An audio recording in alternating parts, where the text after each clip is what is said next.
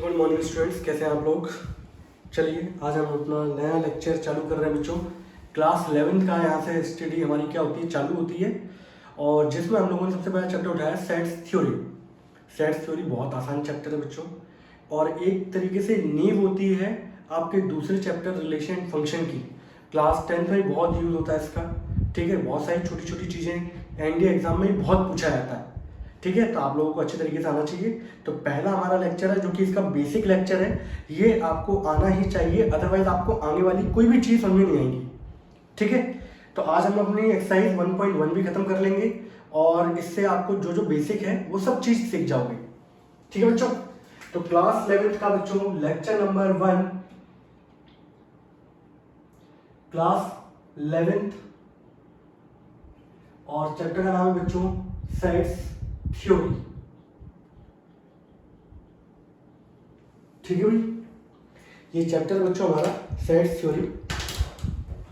देखिए भाई, सबसे पहले आता है बच्चों सेट्स की डेफिनेशन आती है बच्चों। सबसे पहले नंबर पे सेट्स की डेफिनेशन क्या होती है, सेट किसको कहते हैं। तो सेट की जो डेफिनेशन है बच्चों वो ये है, set is a well defined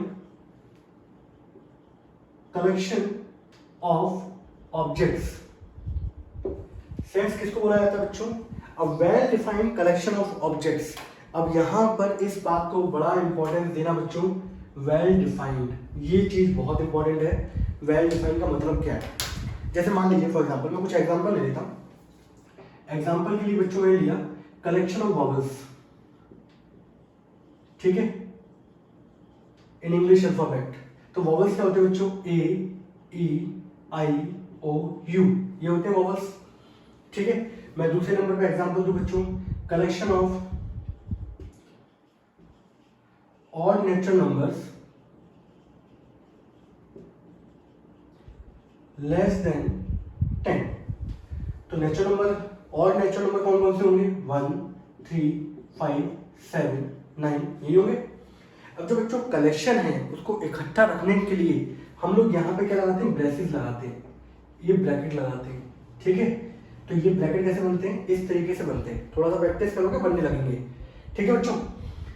तो यहाँ मैंने लिखा कलेक्शन वॉवल्स, तो ये वॉवल्स से इन सबको इकट्ठा करने के लिए हम लोगों को ब्रैकेट लगाने पड़ेंगे। तो ये पूरा का पूरा एक कलेक्शन क्या कहलाता है, हमारा सेट्स कहलाता है। यहाँ मैंने लिखा है collection of odd natural numbers less than 10, तो 1, 3, 5, 7, 9 नंबर होंगे, इनको मैंने एक साथ इकट्ठा कर दिया, तो मैंने यहाँ पे ब्रैकेट लगाया। तो ये क्या कहलाएगा बच्चों, एक सेट कहलाएगा। सेट के अंदर आप कोई भी सेट होगा जो भी, उसको हम लोग कैपिटल लेटर से ही डिनोट करेंगे। तो मान लो ये है, इसको मैं कैपिटल ए से डिनोट कर दूं, इसको कैपिटल बी से डिनोट कर दूं, कैपिटल सी से डिनोट कर दूं, किसी भी अल्फाबेट से आप लोग डिनोट कर सकते हो, वो कैपिटल लेटर ही होना ही चाहिए, ये स्टैंडर्ड फॉर्म है इसकी। अब बच्चों एक चीज देखो, यहाँ पर हमारे पास दो चीज आती है बच्चों। एक चीज आती है बच्चों हमारे पास, एक होती है, दो अप्रोच होती है बच्चों हमारे पास, ठीक है, जिसमें एक अप्रोच होती है बच्चों सब्जेक्टिव और एक अप्रोच होती है ऑब्जेक्टिव। आप पूरा लेक्चर देख लोगे अच्छे तरीके से, सारे क्वेश्चन आपसे हो जाएंगे। एक होती है अप्रोच सब्जेक्टिव, एक होती है ऑब्जेक्टिव। ऑब्जेक्टिव अप्रोच जो होती है बच्चों वो फैक्ट पे बात कर दी जाती है, और सब्जेक्टिव अप्रोच में हम लोग इमोशंस और फीलिंग्स इनसे जुड़ा होता है, ठीक है। अब एक चीज और सुनेगा, अब जैसे मान लो फॉर एग्जांपल सेट्स के अंदर जगह किस कौन से कलेक्शन को जगह दी गई, सेट्स के अंदर जगह उनको दी गई जो कि ऐसे कलेक्शन थे जो particular person to person vary नहीं करते। जैसे मान लो वॉवल्स मैंने पूछा आप लोगों से, तो चाहे मुझसे पूछो, किसी दूसरे व्यक्ति से पूछो, विदेश में जाके पूछो, कहीं भी पूछोगे तो आपका आंसर यही आएगा। तो ये आंसर बिल्कुल फिक्स है, ये पर्सन टू पर्सन वेरी नहीं कर रहा, समझ रहे हो। ये अगर मैं पूछूं odd natural number less than 10, तो हर व्यक्ति यही बोलेगा। आप मुझसे पूछो, किसी से पूछो, हर एक व्यक्ति से, दुनिया के किसी व्यक्ति से पूछो जिसको थोड़ी सी मैथमेटिक्स की नॉलेज हो, तो वो यही आंसर देगा। तो ये चीज क्या होगी, फिक्स हो गई, ये चेंज नहीं हुई, हर पर्सन ने यही आंसर आपको दिया, यही दिया। अब ऐसी पर्टिकुलर मैं मान लो पूछूं आप लोगों से top 3 batsman in the world, ठीक है। मैंने यहां लिखा है एग्जांपल कलेक्शन ऑफ टॉप 3 करके collection of 3 talented batsman in the world, ठीक है। अगर मैं आप लोगों से पूछूं कि आपकी नज़र में कोई टॉप 3 बैट्समैन कौन से हैं पूरे वर्ल्ड में, तो मान लो फॉर एग्जाम्पल मुझसे पूछा है तो मैं लिख दूंगा भाई सचिन, ठीक है, गांगुली, धोनी, ठीक है, ये मैंने लिख दिया। अब किसी और व्यक्ति से पूछा जाएगा तो वो लिख देगा कोहली, सहवाग, जडेजा, ठीक है भाई। तो यहाँ पे ये देखो, मैंने ये बोला, किसी व्यक्ति ने ये बोला, आप जो देख रहे हो आप खुद अपने मन से बताओ आपकी नजर में कौन से 3 बैट्समैन होंगे, तो आपका कुछ आंसर आ रहा होगा। तो यहाँ पर ये भी एक कलेक्शन है, ये भी एक कलेक्शन है, बट ये कलेक्शन हमारी फीलिंग से जुड़ा हुआ है, इमोशन से जुड़ा हुआ है, इसलिए ये चीजें क्या कर रही है, वेरी कर रही है। और ऐसे कलेक्शन को हम लोग मैथमेटिक्स में यूज नहीं करते। जो कलेक्शन सब्जेक्टिव अप्रोच से जुड़ा होता है उसको हमारी मैथमेटिक्स में कोई जगह नहीं है। जो collection person to person vary कर जाए ऐसा कलेक्शन तो होगा, बट उसको हमारे मैथमेटिक्स के अंदर यूज नहीं कर सकते। इसलिए एक बात लिखी जाती है यहां पर कि every set is a collection, कि भाई हर एक सेट क्या होता है, कलेक्शन होता है, but every collection is not a set. ये इंपॉर्टेंट है बच्चों, मेरी बात समझ में आई। हर एक सेट क्या होगा बच्चों, एक कलेक्शन होगा, बट हर एक कलेक्शन एक सेट नहीं हो सकता। जैसे मैंने आपको एग्जांपल दिया, ये भी एक कलेक्शन है बच्चों, ये भी एक कलेक्शन है, लेकिन ये हमारे मैथमेटिक्स के अंदर यूज नहीं हो सकते क्योंकि वे पर्सन टू पर्सन क्या कर रहे हैं, वेरी कर रहे हैं। तो ऐसी चीजें जहां पे हमारे इमोशंस जुड़े आते हैं, फीलिंग्स जुड़े आती हैं, तो उनसे जो कलेक्शन बनता है उसका हमारे मैथमेटिक्स के अंदर कोई यूज नहीं है। समझ आई मेरी बात। अगर मैं आप लोगों से पूछूं top 5 dangerous animals in the world, ठीक है, मान लो फॉर एग्जाम्पल मुझे कुत्ते से डर लगता है तो वो मेरे लिए डेंजरस हो गया, मुझे बिल्ली से डर लगता है वो मेरे लिए डेंजरस हो गया। आप लोगों को कुत्ते से बड़ा प्यार होगा, आप उसको गोदी में ले लेते होगे, बिल्ली से प्यार होगा, बिल्ली को गोदी में ले लिया, तो आपके लिए डेंजरस नहीं है, समझ रहे हो, वो मेरे लिए डेंजरस है, आप लोगों के लिए डेंजरस नहीं है। तो हम लोगों के हिसाब से क्या कर रहा है, वो चीज वेरी कर रही है। मैं जो सेट बनाऊंगा उसके अंदर डॉग होगा, कैट होगा, आप जो बनाओगे उसके अंदर डॉग कैट नहीं होंगे, तो ये हमारे कलेक्शन क्या कर रहे हैं, वेरी कर रहे हैं एक दूसरे से। तो ऐसे कलेक्शन की हमारी मैथमेटिक्स में कोई जगह नहीं है, सही है, क्योंकि ये सब्जेक्टिव अप्रोच से जुड़ा हुआ है, ये फीलिंग से जुड़ा हुआ है, इमोशन से जुड़ा हुआ है। आ रही है मेरी बात समझ में। तो सेट की यहाँ पर ये वेल डिफाइंड का मतलब क्या है कि हर एक चीज बिल्कुल तरीके से डिफाइन होनी चाहिए, और वो जो कलेक्शन बने वो हर एक व्यक्ति के लिए सेम बनेगा, तो वो कहलाएगा सेट। अदरवाइज वो कलेक्शन तो होगा लेकिन वो सेट नहीं कहलाएगा। Are you getting my point. तो सेट की डेफिनेशन क्या है, set is a well defined collection of object, और जो कलेक्शन होगा वो पर्सन टू पर्सन वेरी नहीं करना चाहिए। अगर मैं पूछूं आप लोगों से सिंपल सा कि collection of month beginning with the letter J, J letter से स्टार्ट होने वाले कौन से मंथ होते हैं, तो आप बोलेंगे जनवरी होता है सर, जून होता है, जुलाई होता है, ठीक है। आप किसी व्यक्ति से पूछ लोगे ये आंसर देगा कि नहीं देगा, ये आंसर आएगा, तो हर एक पूरे विश्व में यही आंसर आएगा सभी लोगों का, बिल्कुल। तो ये हमारा क्या कहलाएगा, एक सेट कहलाएगा, क्योंकि ये वेरी नहीं कर रहा, ये बिल्कुल फिक्स है, हर एक व्यक्ति इसका आंसर यही देगा, ठीक है। तो सिंपल सबसे पहली बात ये है कि सेट की डेफिनेशन क्या है, set is a well defined collection of objects. Example के लिए मैंने कलेक्शन ऑफ वॉवेल्स दिया, इनको सबको कलेक्ट करने के लिए हम लोग क्या लगाते हैं, बगल से ब्रेसेस लगाते हैं, ब्रैकेट लगाते हैं, ठीक है। Collection of odd natural number less than 10, 1 3 5 7 9 हो गए। मैंने कहा था अप्रोच दो होती है, सब्जेक्टिव ऑब्जेक्टिव। ऑब्जेक्टिव वाली अप्रोच जो होती है, जो फैक्ट पे बेस्ड होती है बच्चों, उसको हम लोग किस में यूज करते हैं, अपनी मैथमेटिक्स के अंदर यूज करते हैं। और जो इमोशन और फीलिंग से जुड़ी होती है उसको हम लोग मैथमेटिक्स के अंदर कोई जगह नहीं है, ठीक है। ये मैंने एग्जांपल दिए, तो ये हमारे कोई सेट नहीं होंगे। Are you getting my point. इसको नोट कर लो या स्क्रीनशॉट ले लो बच्चों।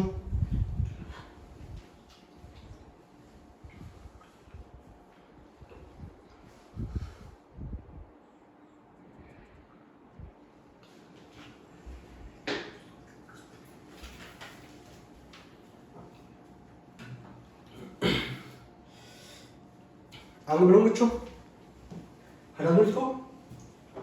आप लोग नोट्स बनाते चले तरीके से साथ साथ। तो ऑफलाइन जैसा फीलिंग सब आपको ये आ सकती है बच्चों, ठीक है भाई। हटा दें इसको। अब आप देखें अपनी एनसीईआरटी ले लें बच्चों, या तो आप एंड्रॉइड स्मार्टफोन तो है ही आप लोगों के पास, तो उस स्मार्टफोन में अपनी एनसीईआरटी की एक्सरसाइज 1.1 खोल लें, ठीक है भाई।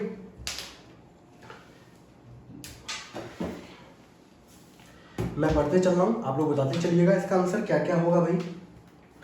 तो सिंपल पहली बात बच्चों हम लोगों से पूछी जा रही है वो, इसको थोड़ा सा जूम कर दूँ बच्चों। हाँ भाई, एक्सरसाइज 1.1 है बच्चों, आप लोगों से पूछा जा रहा है।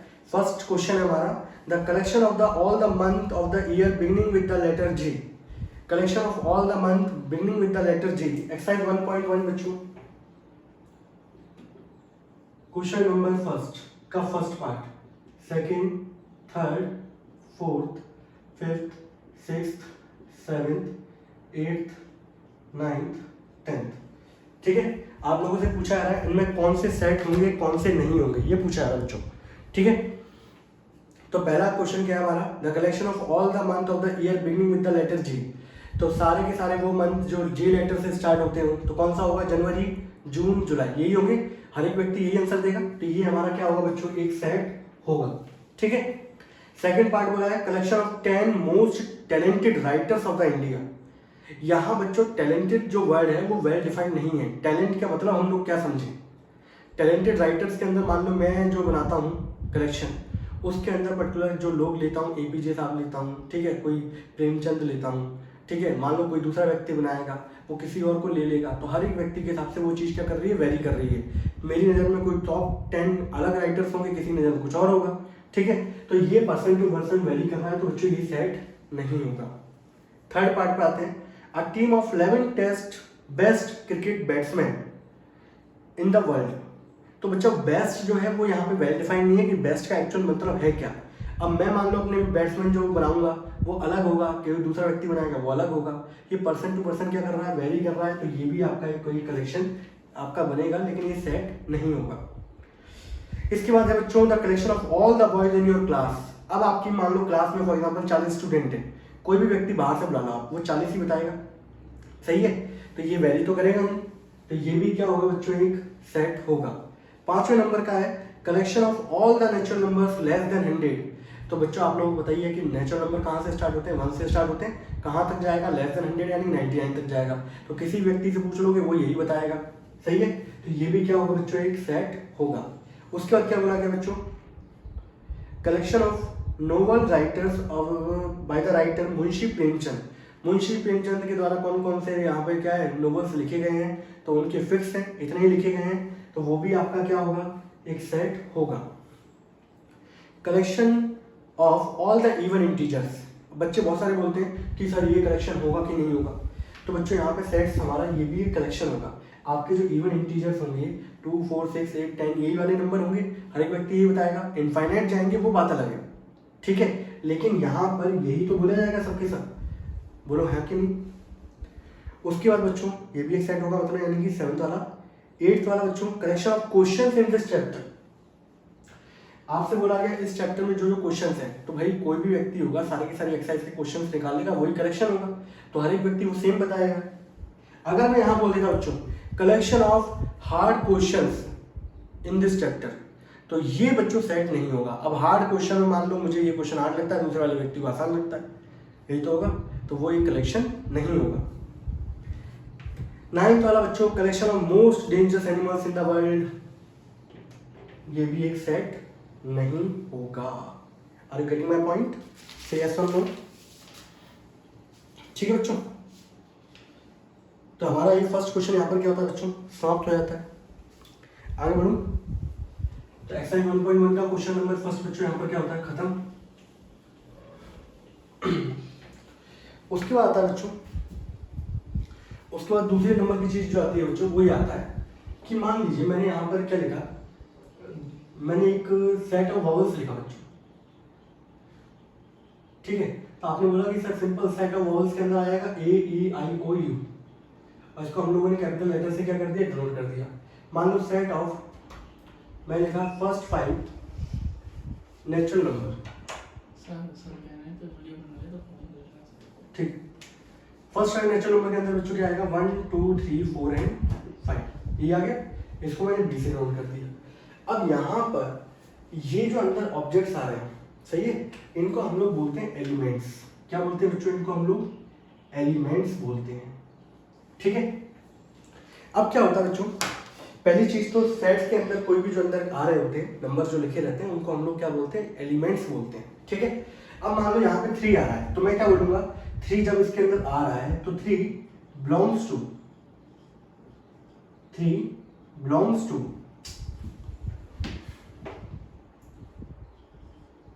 Set B. ये मैंने लिखा।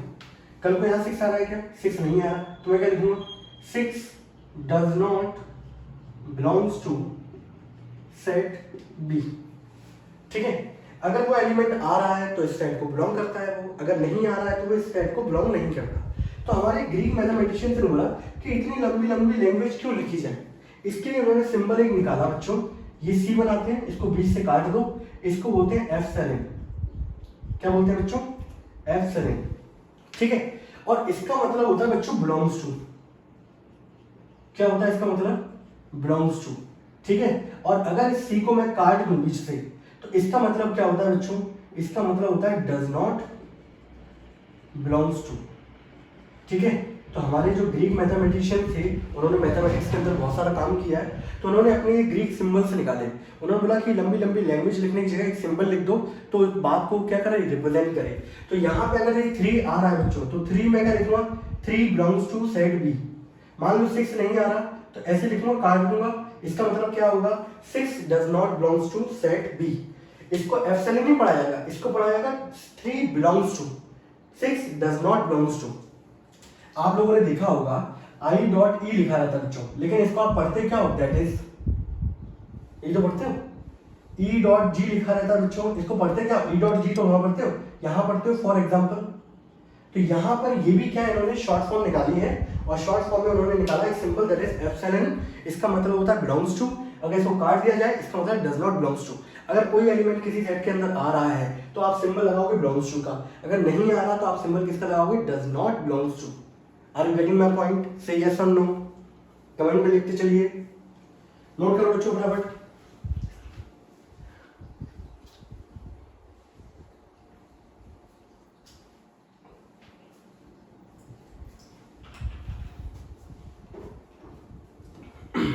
ठीक है भाई, तो बच्चों उन्होंने ये सिंबल दिए।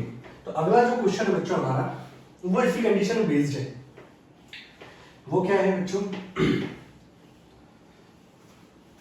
छोटी छोटी चीजें बच्चों, बड़े ध्यान से देखते चलो, आप सब चीजें आ जाएंगी, ठीक है। इतना कोई हार्ड बात है ही नहीं।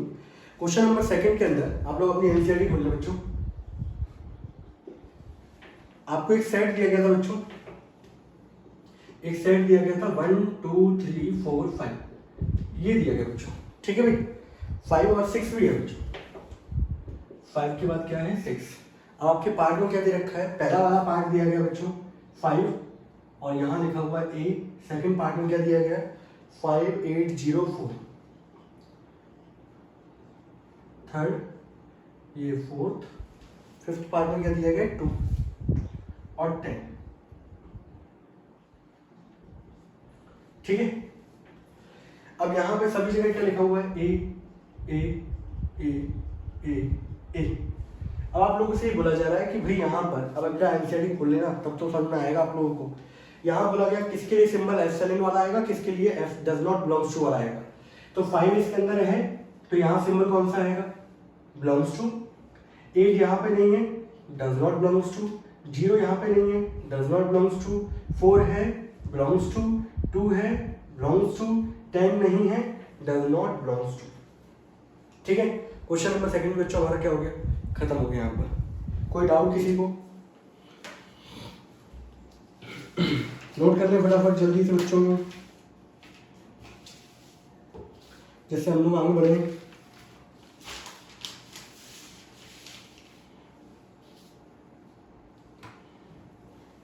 हटा दूं,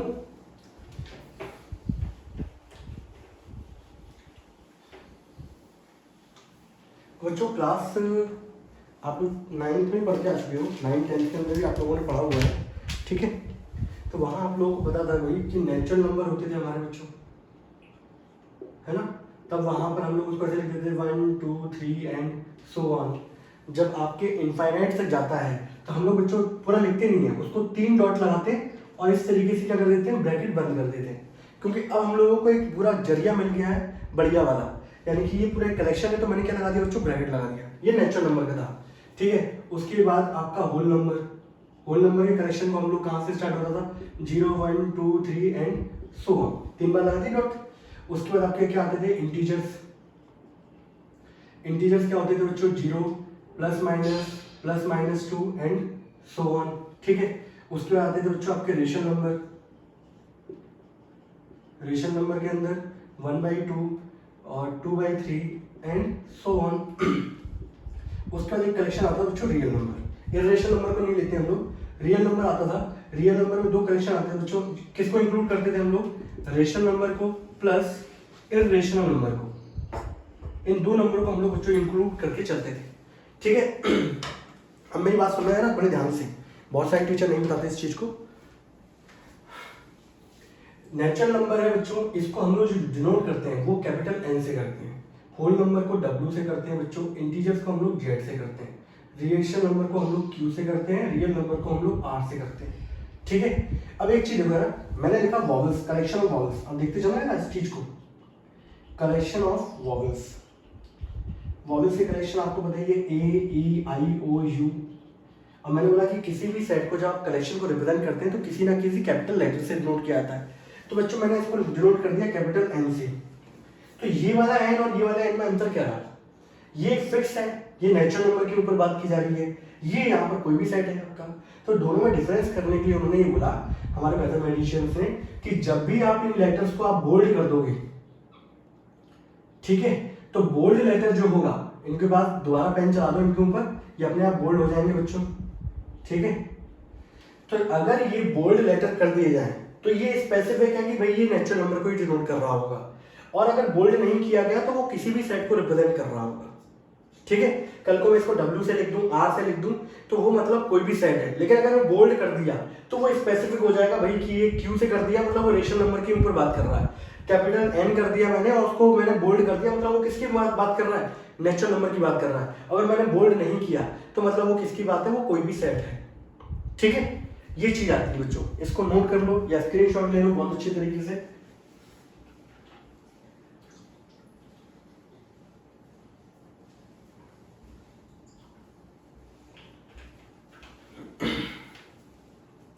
ये बच्चों हमारा बेसिक लेक्चर है और ये मान के चलिए कि आप सभी लोगों को आना ही चाहिए।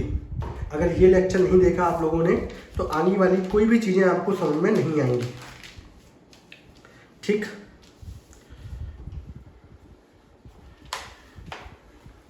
अब बच्चों इसके बाद इसके इंपॉर्टेंट टॉपिक पे आते हैं हम लोग। इसका इंपॉर्टेंट जो है वो ये है रिप्रेजेंटेशन ऑफ सेट। जो हमारे एग्जाम में सबसे पहला क्वेश्चन जो पूछा जाता है वो हमारे एग्जाम में यही पूछा जाएगा कि इसको रोस्टर फॉर्म में रिप्रेजेंट करो, इसको इसमें रिप्रेजेंट करो, ठीक है। तो यहां देखा जाए बच्चों representation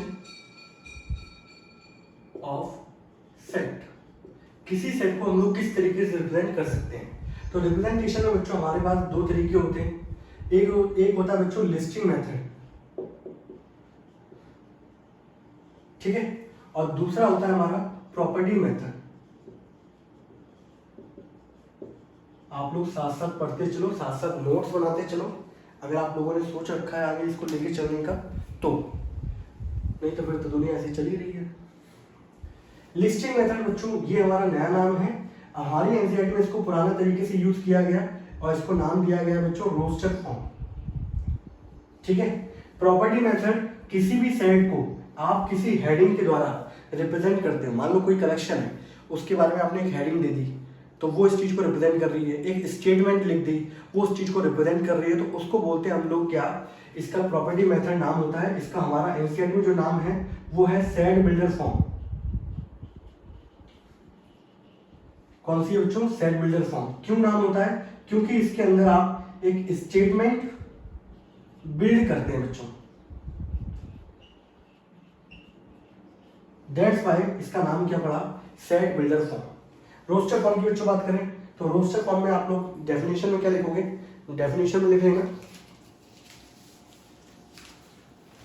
in roster form all elements of a set. Roster form के अंदर in roster form all element are listed, ठीक है, are listed and separated by commas. इससे क्या है, आप लोग नोट्स बना सकते हो अच्छे तरीके से, ठीक है, and enclosed with in braces या ब्रैकेट्स, ठीक है। सारे एलिमेंट्स लिस्ट की फॉर्म में लिखे रहते हैं, यानी कि नंबर जो मैंने लिखे थे यहाँ पर एग्जांपल के लिए कलेक्शन ऑफ वॉल्यूम्स क्या था हमारा, ए ई आई ओ यू, तो सारे के सारे एलिमेंट्स क्या हैं, कॉमा सेपरेटेड है और ब्रैकेट में क्या है, बंद। तो इसको हम लोग बोलते हैं बच्चों क्या, रोस्टर फॉर्म। अब पेपर में क्या होगा, पेपर में आप लोगों से बोला जाएगा कि भाई आपको सेट बिल्डर फॉर्म में दे रखा होगा, रोस्टर फॉर्म में कन्वर्ट करो, रोस्टर फॉर्म में से किस में कन्वर्ट करो, सेट बिल्डर फॉर्म में कन्वर्ट करो। बच्चों को यहाँ से यहाँ कन्वर्ट करने में दिक्कत नहीं आती, लेकिन यहाँ से यहाँ दिक्कत आती है, ठीक है। आप लोग क्वेश्चन को देखो अच्छे तरीके से, लेक्चर देखो, 2 बार देखो, सब समझ में आ जाएगा, कोई टेंशन नहीं होगी, ठीक है भाई। तो भाई इसके बाद हम लोग जो अपना चालू करेंगे बच्चों,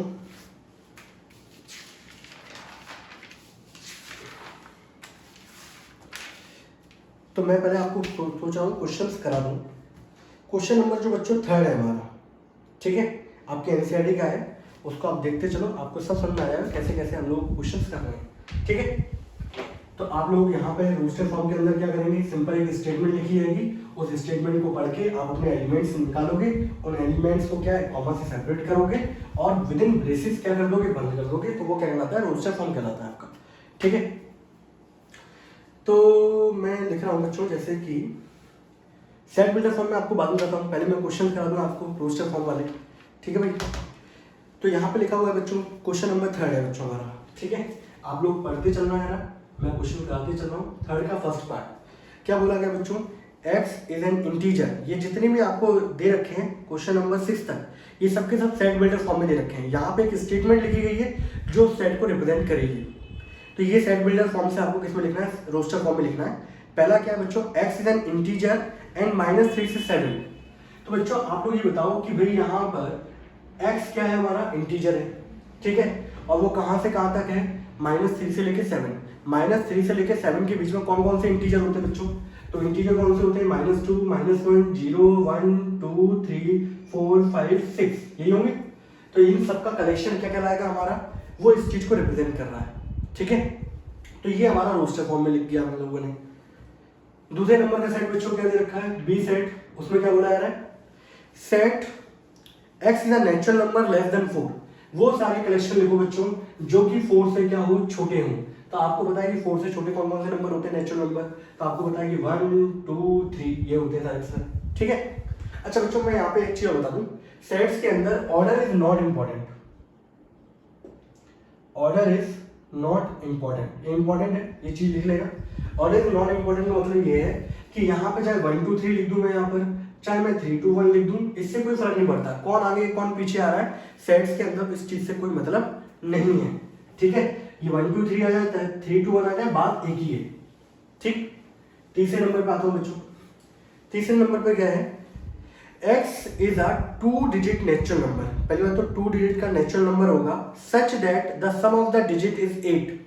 आपको उन सब नंबरों का कलेक्शन लिखना है, वो पहली बात तो 2 डिजिट नंबर होना चाहिए और उसकी दोनों डिजिट का सम करने पे क्या आना चाहिए, 8 आना चाहिए। तो सबसे पहला नंबर जो आपका 2 डिजिट होगा वो होगा 17, सही है। 7 + 1 करने पे कितना आ रहा है, 8। दूसरा नंबर क्या होगा 26, 2 + 6 8। तीसरा क्या होगा 35, 3 + 5 8। अगला क्या होगा 44, 4 + 4 8। उसका क्या होगा बच्चों 53। उसके बाद 62, 71 और 80। ये सारे के सारे 2 डिजिट नंबर हैं जिनका कलेक्शन करने पे आपका दोनों डिजिट का ऐड करने पे कितना आंसर आता है, दैट इज 8। तो इन सभी को मैंने सारे नंबर से लिखे, सबको कॉमा से सेपरेट किया और सबको ब्रैकेट के अंदर क्या कर दिया बच्चों, बंद कर दिया। ये कहलाएगा हमारा क्या, दैट इज एक कलेक्शन। ये है रोस्टर फॉर्म, ठीक है भाई। फोर्थ वाले पार्ट में बच्चों में आता हूँ। फोर्थ वाला पार्ट, फोर्थ वाले पार्ट में क्या दिया गया है, डी आपको दे रखा है। आपको बोला है prime number which is the divisor of 60। पहली बात तो डिवाइजर होना चाहिए 60 का और प्राइम नंबर भी होना चाहिए। तो भाई कौन कौन से नंबर है जो आपको डिवाइड कर सकते हैं 60 को, तो वो सारे के सारे नंबर होंगे। आपका 2 है, आपका 3 है, आपका 5 है और बच्चों कोई नंबर है फिर आप बोलोगे 6 है, लेकिन 6 प्राइम नंबर नहीं है। तो बच्चों आपके 3 ही नंबर आएंगे, ये सारे के सारे वो प्राइम नंबर होंगे जो कि पर्टिकुलर 60 को डिवाइड कर सकते हैं। ठीक है भाई। 5th नंबर पे बच्चों ई पार्ट। ई पार्ट क्या कह रहा है बच्चों हमारा? ई पार्ट कह रहा है set of all the letters in the word trigonometry. ये और देख लो बच्चों, ये भी इंपॉर्टेंट है। Set of all the letters, वो सारे लेटर्स का कलेक्शन बनाओ जो कि ट्रिग्नोमेट्री के अंदर आ रहे हैं। तो भाई ट्रिग्नोमेट्री के अंदर आप देखोगे तो टी आर आई गोनोमेट्री, यहां देखोगे टी लेटर 2 बार आ रहा है, सही है। आपका ओ लेटर 2 बार आ रहा है, और ई वाला भी होगा, नहीं ई वाला नहीं, ठीक है। ओ लेटर 2 बार आ रहा है, आर लेटर आपका 2 बार आ रहा है। लेकिन सेट के अंदर कोई भी लेटर या कोई भी नंबर बार बार रिपीट होता है, उसको बार बार नहीं लिखा जाता, उसको एक बार ही लिखा जाता है। तो आप जिन लेटर्स का कलेक्शन लिखोगे तो क्या लिखोगे? T R I G O N M E R और वाई, यही सारे होंगे। तो यहाँ टी 2 बार आ रहा था, लेकिन लिखा कितनी बार जाएगा? एक ही बार लिखा जाएगा। और बच्चों ये ज्यादातर सभी जगह लोग जो यूज करते हैं वो सब कैपिटल लेटर्स लिखते हैं, लेकिन ऐसा कोई स्पेसिफिक रूल नहीं है कि कैपिटल लेटर भी लिखना है, आप स्मॉल लेटर भी लिख सकते हो। ठीक है। 6th पार्ट में क्या बोला है? Collection of all the letters in the word better. Better के अंदर अगर आप देखो BETTER, आपको पता है बेटर में क्या आएगा? बी आएगा, ई आएगा, टी आएगा, और क्या आएगा बच्चों? आर। आपका जो भी लेटर्स बार बार रिपीट हो रहे हो, भले ही वो 3 बार हो, भले ही वो 100 बार हो, लेकिन लिखा कितनी बार जाता है सेट्स के अंदर? एक बार ही लिखा जाता है। और ये बच्चों हमारा क्वेश्चन नंबर कौन सा हो गया? 3rd। अब इसको नोट कर लें, कोई डाउट हो तो बताएं।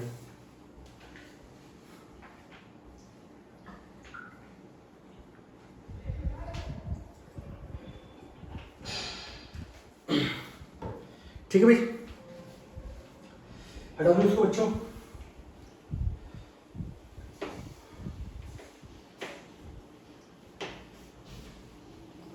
आगे आते हैं बच्चों, क्वेश्चन नंबर हमारा है 5th वाला बच्चों, list all the elements. Question number 5th में बच्चों क्या बोला है? List all the elements of the following sets. तो मैंने आपको बताया था कि सेट्स को जब रिप्रेजेंट करते हैं तो 2 मेथड होते हैं, लिस्टिंग मेथड, जिसी का नाम होता है बच्चों रोस्टर फॉर्म। ठीक है। तो यानी कि इस क्वेश्चन के अंदर भी आपको क्या है? रोस्टर फॉर्म में ही लिखना है। अब पहला वाला जो पार्ट है बच्चों, फर्स्ट ए, वो क्या बोला बच्चों? यहाँ पर ऑड नेचुरल नंबर का कलेक्शन लिखना है। तो आप क्या करोगे? ब्रैकेट के अंदर ऑड नेचुरल नंबर कहाँ से होते हैं? 1 3 5 7, कभी खत्म होंगे क्या? नहीं होंगे। तो आप क्या करोगे? 3 डॉट बनाओगे और इस तरीके से क्या कर दोगे? ब्रैकेट बंद। ये हमारा हो गया क्या? रोस्टर फॉर्म, पहला वाला पार्ट। दूसरा वाला पार्ट जिसके अंदर बच्चे बहुत सारी गलती कर देते हैं, आप लोगों से बोला गया इंटीजर, वो भी किसके बीच में? -1/2 से लेके 9/2 के बीच में। तो भाई -1/2 का मतलब होता है माइनस का 0.5, 9/2 का मतलब होता है 4.5। आप नंबर लाइन पे लिखोगे माइनस का 0.5, यहाँ पे 4.5। आपको पता है इंटीजर्स के अंदर कभी भी नेगेटिव नंबर से नहीं आ, वो सॉरी डेसिमल वाले नंबर नहीं आते। तो -0.5 के बाद कौन सा नंबर आ रहा होगा? 0। उसके बाद कौन सा आ रहा होगा? 1। उसके बाद कौन सा? 2। उसके बाद 3। उसके बाद 4। इन नंबरों का कलेक्शन क्या आएगा? 0 1 2 3 एंड 4। ठीक है। उसके बाद क्या होगा बच्चों? तीसरे वाले पार्ट पे आते हैं हम लोग।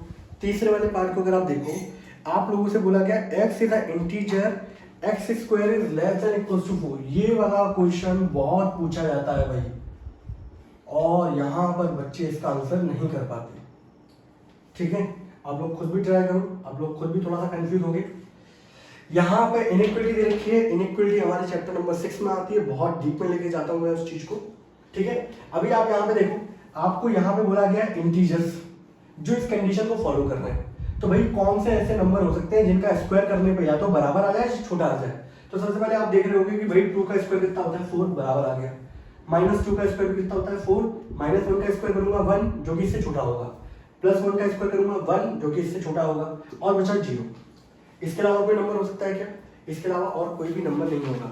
तो इस कंडीशन को जो नंबर हमारे फॉलो कर रहे होंगे वो ये सारे होंगे, और इन सबका कलेक्शन हमारा क्या कहलाएगा?